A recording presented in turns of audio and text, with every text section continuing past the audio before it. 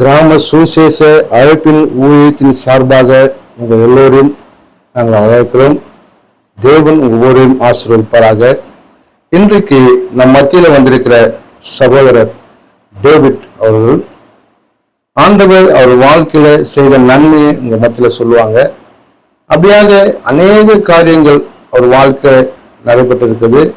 அந்த காரியத்தை இன்றைக்கு உங்கள் மத்தியில சொல்லுவாங்க. அது உங்களுக்கு பிரயோஜனமா இருக்கும். இப்போ நம்ம ஒரு கேட்க போறோம். சோதனையா எப்படி இருக்கிறீங்க? நல்லா இருக்கேன், கர்த்தருக்குள்ள நல்லா இருக்கேன். ரொம்ப சந்தோஷம் உங்களை பார்த்தது.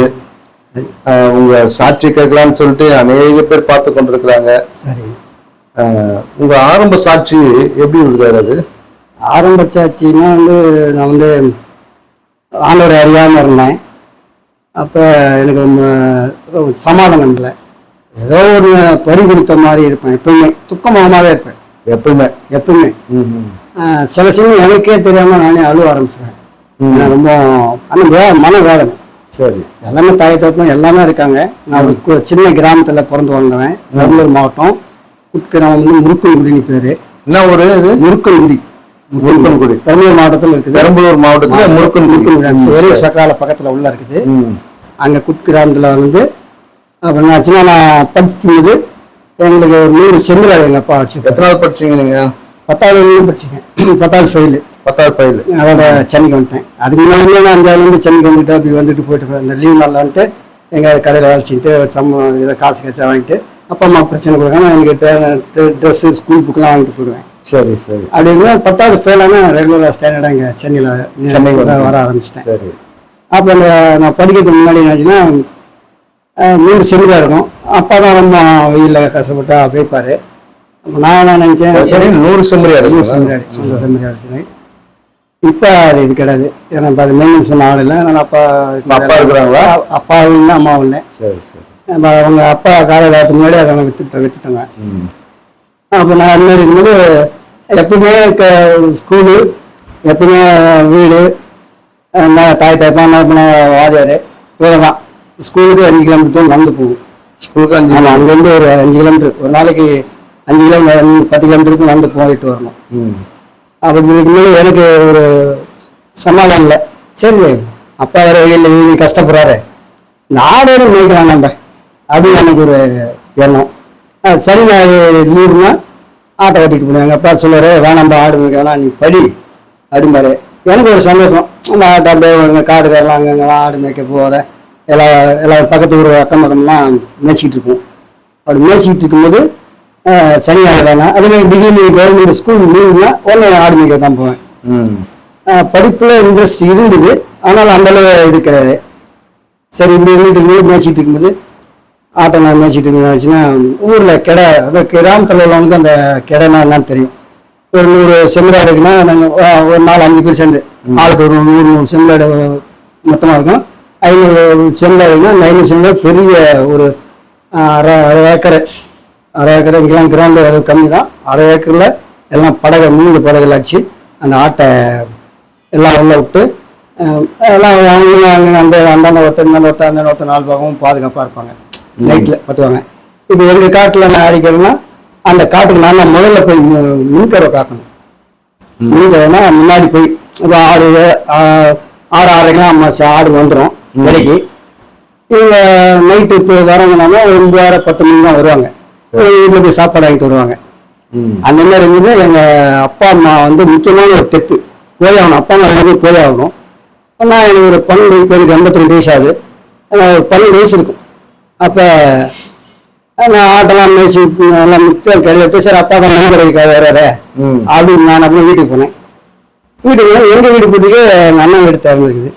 அப்புறம் அண்ணாட்ட கேட்டேன், அண்ணா இது ஏன் நம்ம வீடு திப்பிட்டு அப்பா அம்மா வாங்கினேன். இல்லைப்பா அந்த மாதிரி முக்கியமான சேர்த்துட்டாங்க, நானும் போகணும், நானும் கிளம்புனேன். அப்பா என்ன சொன்னால் தம்பி இருக்கான், அவனுக்கு சாப்பாட்டுக்கு ஆள் இல்லை, அதனால் நீ அவனுக்கு சாப்பாடு கொடுத்து அனுப்பிச்சிட்டு நாளைக்கு காலையில் ஆரம்பிச்சு சொல்லிட்டாங்கன்னாரு.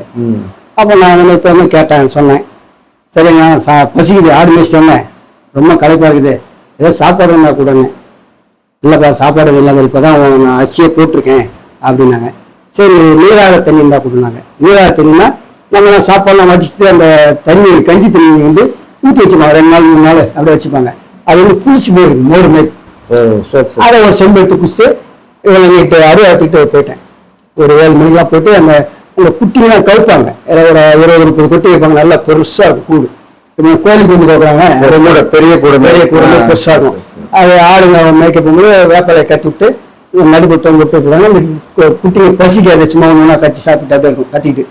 இந்த ஆடு சாயந்தரம் 6-6:30 மணிக்கு வந்து அந்த குட்டியெல்லாம் திறந்து விட்டுவாங்க, அதை தாய்கிட்ட போயிடும். அப்போ அந்த குட்டி குஞ்சுங்கெல்லாம் போயிட்டு உக்காந்துங்க கிழக்கமா அந்த குட்டி குஞ்சு மேலே உட்காந்து எம்டி குட்டி குண்டு மின்கலை காத்துங்க. நான் அப்படி நான் போன சின்ன ஒரு 12 வயசு ஆகுது அப்படின்னு சொன்னேன். இல்லைப்பா நீ தான் போவோம், நம்ம வீட்டில் வேறு யாரும் ஆள் இல்லை, ஆம்பளை இல்லைன்னாங்க. சரி நான் அறுபத்துட்டு போயிட்டு அங்கே காவாத்துட்டு போது ஒரு 7:30 மணிக்கு இருக்கும். இப்போ நம்ம இங்கே இருக்கிறோம்னா நேர பக்கத்தில் அந்த ஊர் இந்த ஊர் என்ன ஏழுமே நமக்கு தெரியும். அது இல்லையா அந்த மாதிரி இருக்கும். பக்கத்தில் கார்குடின்னு ஒரு ஊர், அந்த ஊர் சுடுகாடு அங்கே இருக்குது. சுடுகாட்டில் அரச மரம் இருக்கு, நல்ல பெரிய மரம். அது கீழே தான் அந்த பாடிலாம் புதைப்பாங்க. அது ஏற்கனவே தெரியும், நம்ம அங்கே ஆடு மேய்ச்சிங்கன்னா சுடுகாடுன்னு தெரியும். சின்ன பிள்ளைங்கலாம் அங்கெல்லாம் பேய் இருக்குமா அப்படின்லாம் அம்மா அப்பா சொல்லுவாங்க.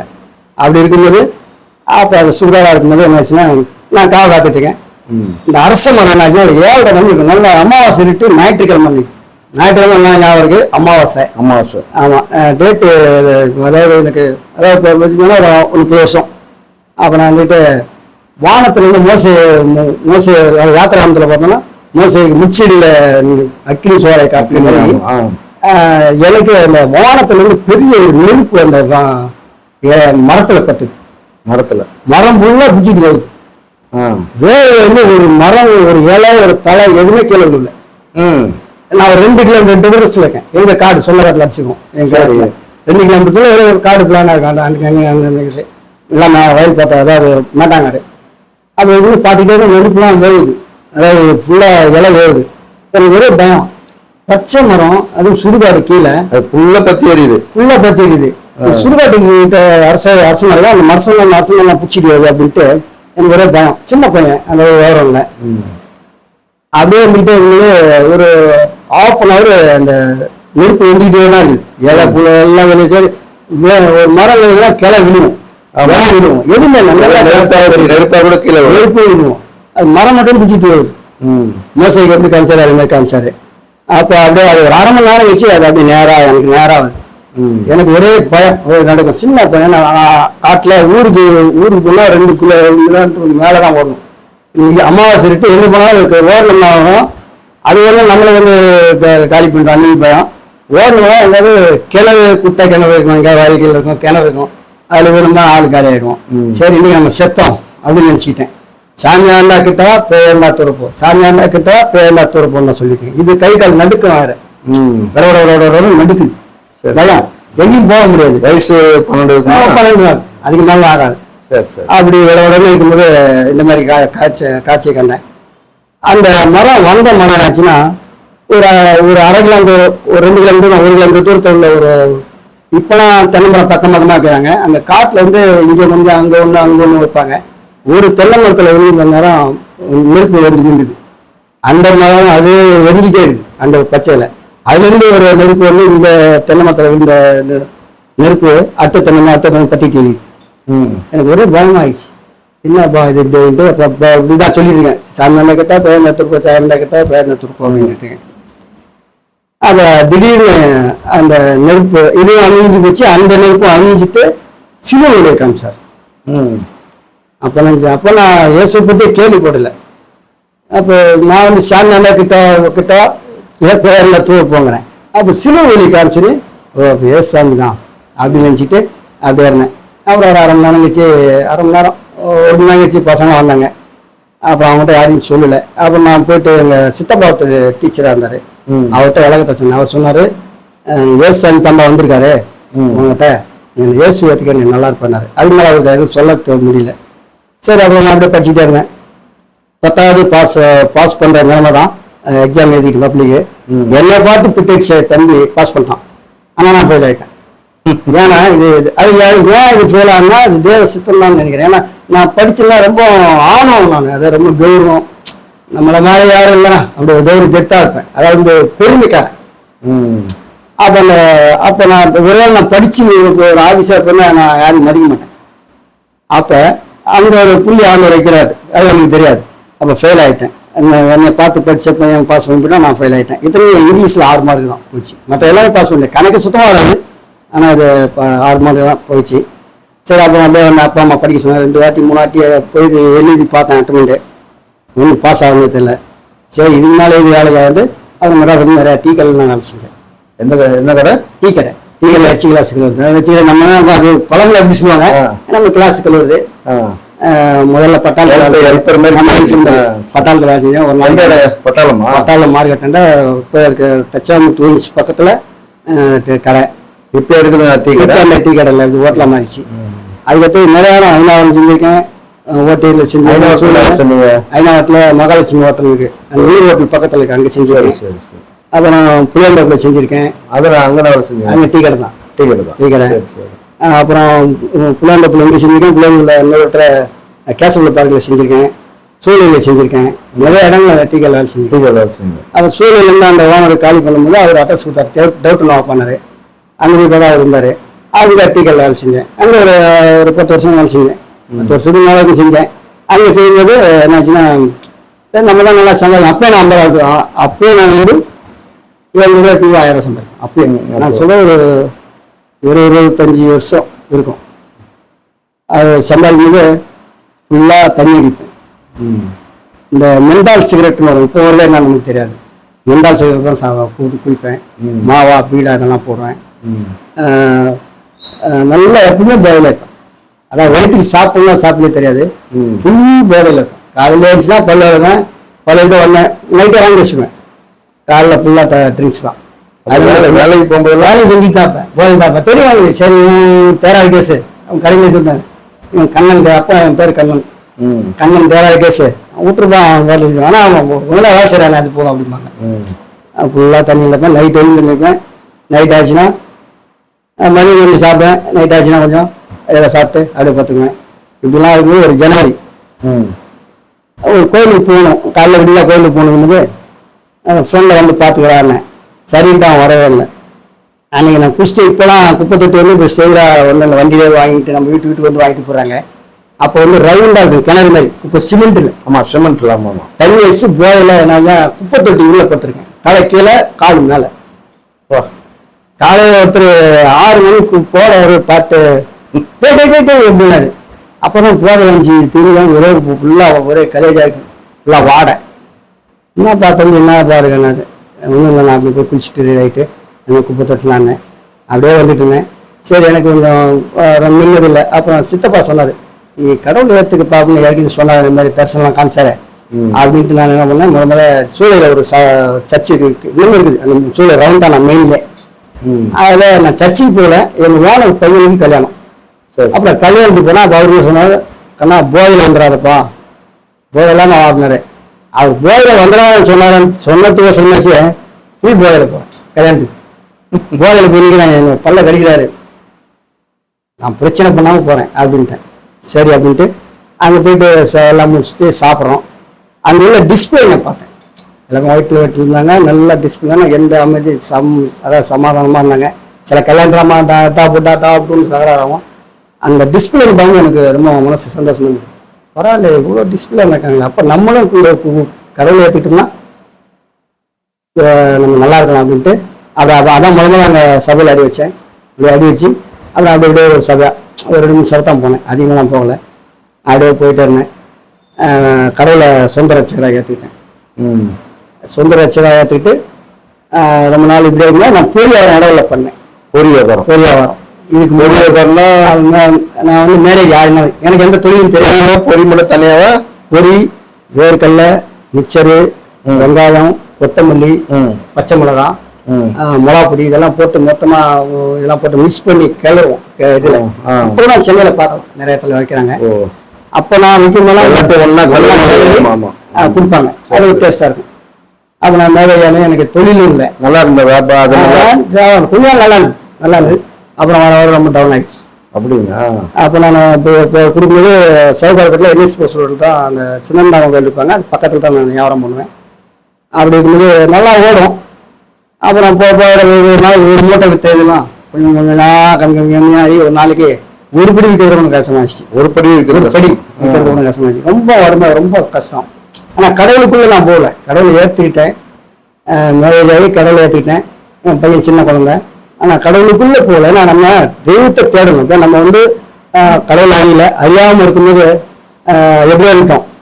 ஆனா அந்த கடவுளை அறிஞ்சு அவரை தேடாம ஜெபிக்கிறதுல, பைபிள் வாசிக்கிறதுல, வேதம் படிக்கிறதுல, எதனாலும் கிறிஸ்தவம் வா அப்படின்னு பைபிள் தூக்கிட்டு போறது. வாசல் ஒரு நாள் போய் சர்ச்சில் கேட்டு அப்படியே வந்துடுது, பட்டும் படாத மாதிரி.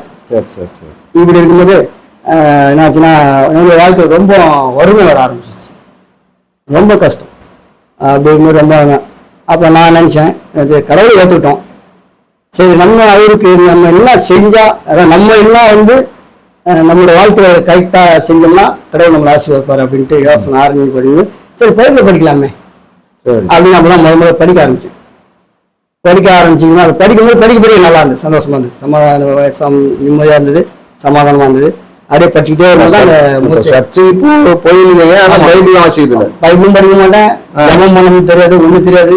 சில பேர் வந்து சர்ச்சைக்கு தான் போவாங்க, ஆனா என்ன பண்ண மாட்டாங்க, பைபிள் வாசிக்க மாட்டாங்க. அப்ப பைபிள் வாசிக்கிறது எவ்வளவு போறோம். கிறிஸ்தவ மெயின் வந்து ஜபிக்கணும், பைபிள் வாசிக்கணும். இதுக்கு முக்கியத்துவம் கொடுக்காத இருந்துக்கிறீங்க. அதை உலகத்தின்படியே இருப்பேன்.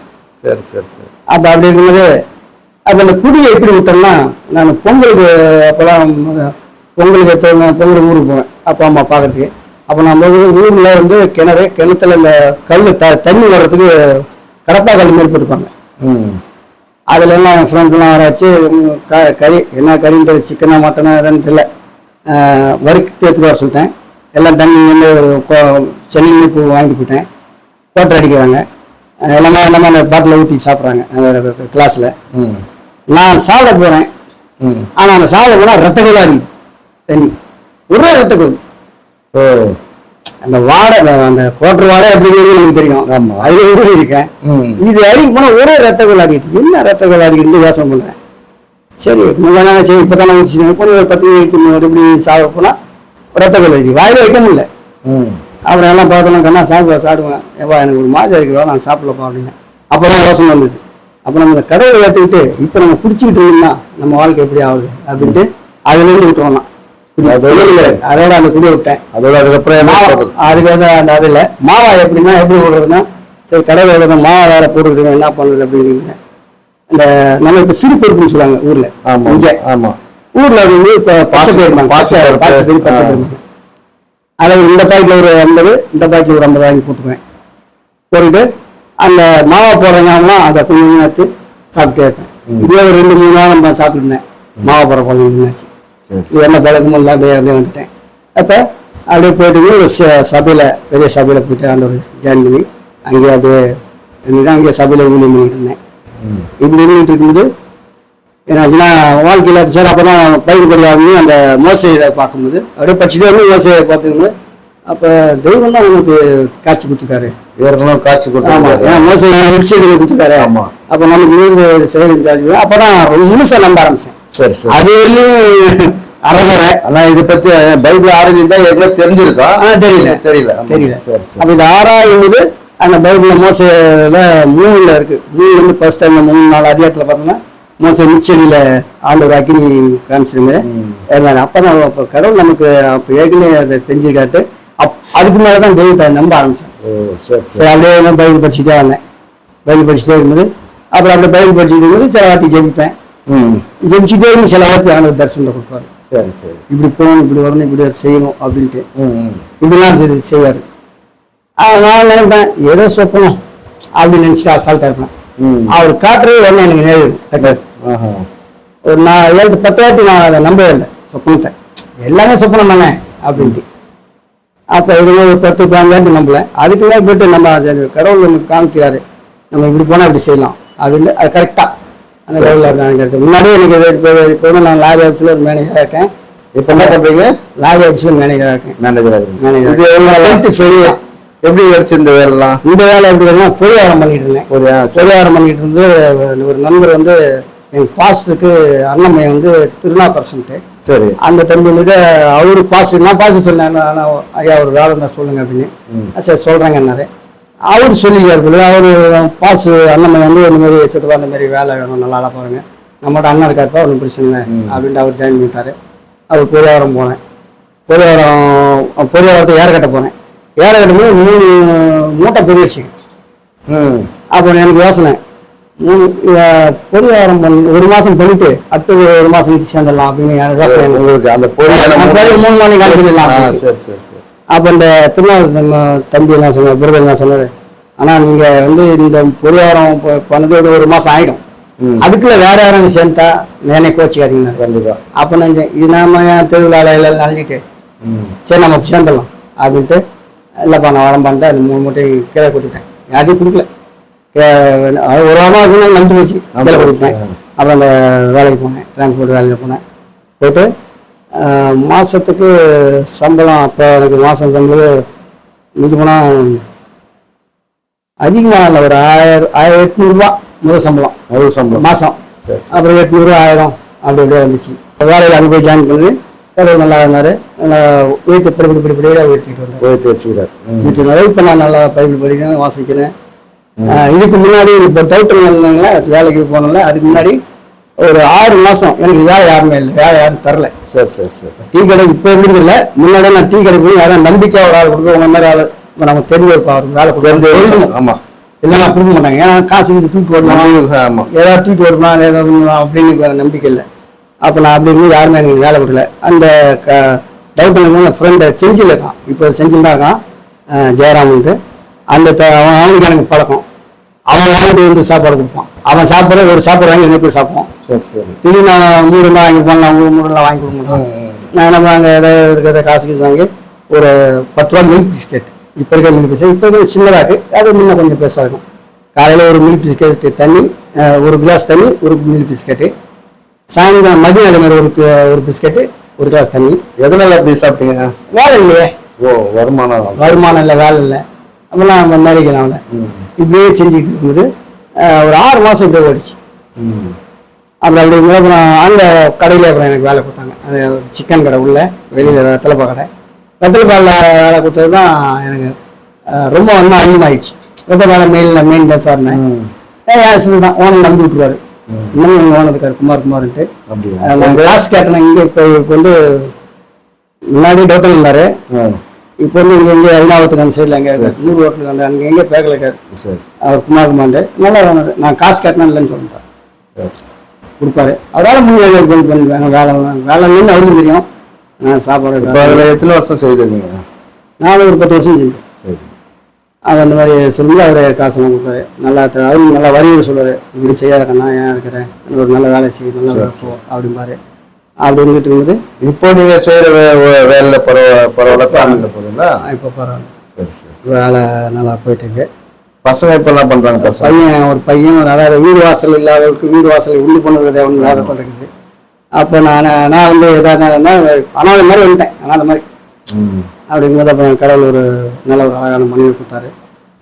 இப்போ நல்ல காலம் மகன் ஒரு பையன் ஒரு பொண்ணு. பையன் வந்து இன்ஜினியரிங் முடிச்சுட்டு இதில் அசோக் லைனில் வேலை பண்ணுறாப்புல. பாப்பா பொண்ணு வந்து யூனிவர்சிட்டியில் செகண்டரி காலேஜ் படிக்கிறாங்க.